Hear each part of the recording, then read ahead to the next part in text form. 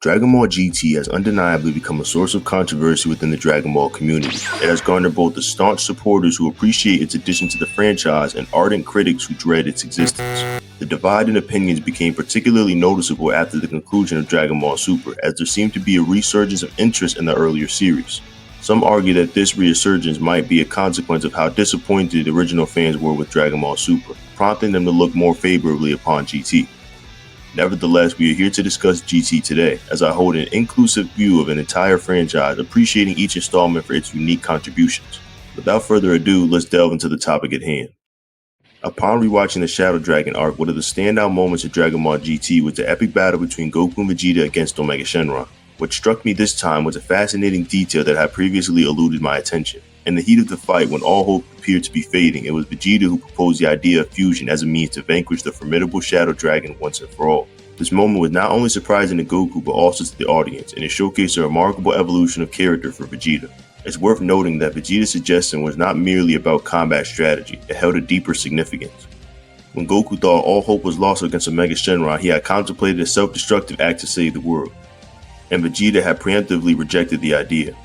In the Shadow Dragon arc, not only did he stop Goku from doing something that he did in the past, but also suggested the very fusion technique that he had rejected in the past as well. This moment epitomized significant character growth for Vegeta, and its profound impact might have escaped the notice of many viewers at the time. In retrospect, this particular instance would not only highlighted character development, but also demonstrated the strong bond between Goku and Vegeta, who had come a long way from their initial rivalry to become true allies in the face of a formidable foe. The thematic depth and growth of these characters in Dragon Ball GT deserve recognition and discussion within the larger context of the Dragon Ball franchise. During the Majin Buu saga, a pivotal moment unfolded where the fate of the entire universe hung in the balance, with the exception of figures like Beerus and others. It was in the dire situation that Vegeta, despite his typically reluctant nature, embraced his destiny and allowed the creation of the Ultimate Warrior Vegeta. This decision not only saved the day but also marked a turning point in Vegeta's character development, setting the stage for Vegeta we would come to admire him in Dragon Ball GT and in later versions. This Vegeta, with his newfound approach to life, has garnered praise from fans, myself included. However, there is an intriguing question that arises from this transformation in Vegeta's character. It pertains to his knowledge of the 𝗕𝗫𝗁 fusion technique, which he exhibited in Dragon Ball GT. Vegeta's ability to perform this fusion is quite remarkable given the circumstances. This is because during the Buu saga, Goku and Vegeta utilized 𝗕𝗫𝗅 earrings for their fusion, and Vegeta never actually witnessed the 𝗕𝗫𝗁 fusion technique being performed. While he did witness the formation of Gotenks while inside Buu's body, he was not privy to the specific steps and details required for the fusion process. It's possible that in the years between the events of the Buu saga and GT, Trunks may have shared knowledge or stories about the fusion with his father. However, considering the relatively peaceful times, it's unlikely that he would have formally trained Vegeta in the technique. Furthermore, Vegeta's flawless execution of the fusion into Super Saiyan 4 Gogeta during his first attempt raises intriguing questions about his prior experience with the technique. It strongly suggests that Vegeta had indeed practiced fusion before. What makes the situation even more fascinating is that Goku, who had learned the 𝗕𝗁𝗁 fusion in other worlds, seemingly didn't feel the need to go over the technique with Vegeta. Goku was aware that Vegeta knew the fusion technique, and this implies that both of them must have learned it at some point. This shared knowledge hints at an untold aspect of their past, which adds depth to their relationship and leaves fans with intriguing possibilities to ponder. But that begs the question, when did they do this before?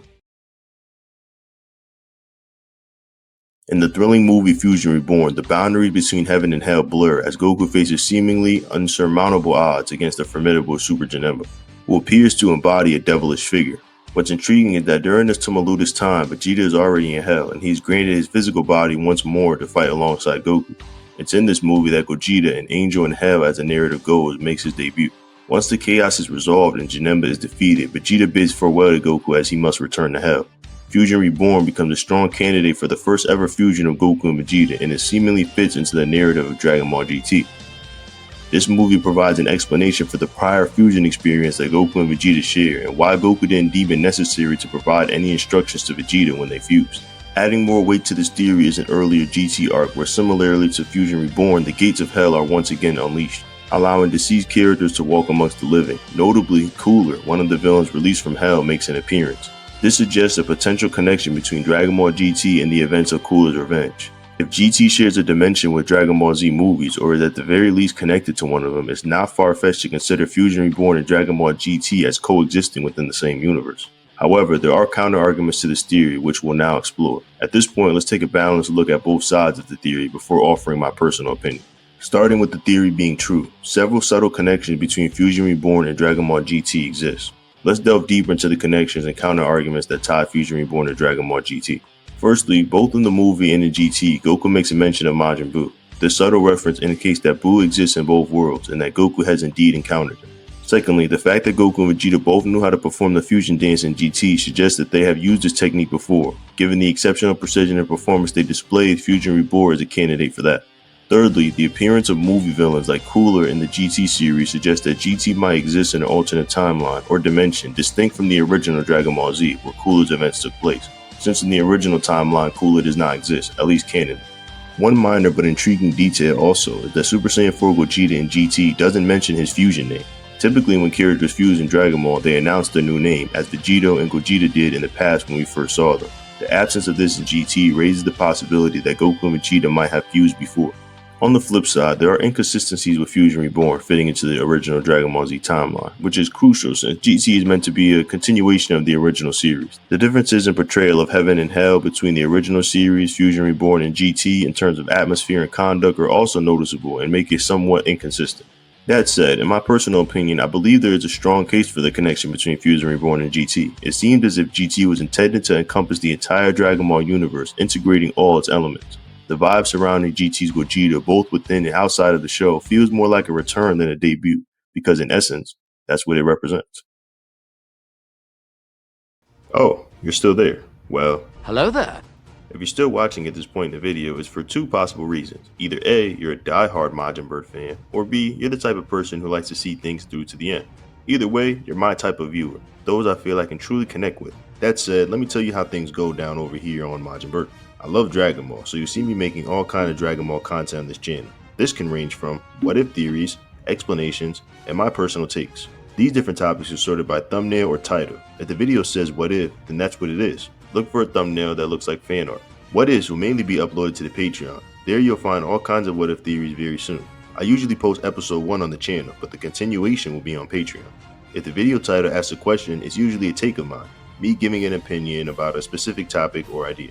In videos with thumbnails like this, white border, or explanation videos, look there to learn something new or revisit older topics you enjoy hearing. Make sense so far? The last thing I want to tell you guys is about the official Discord, Dragon Ball HQ. Here, I'd like to build a wholesome community of Dragon Ball fans where we can discuss the miracle that is Dragon Ball. See you there.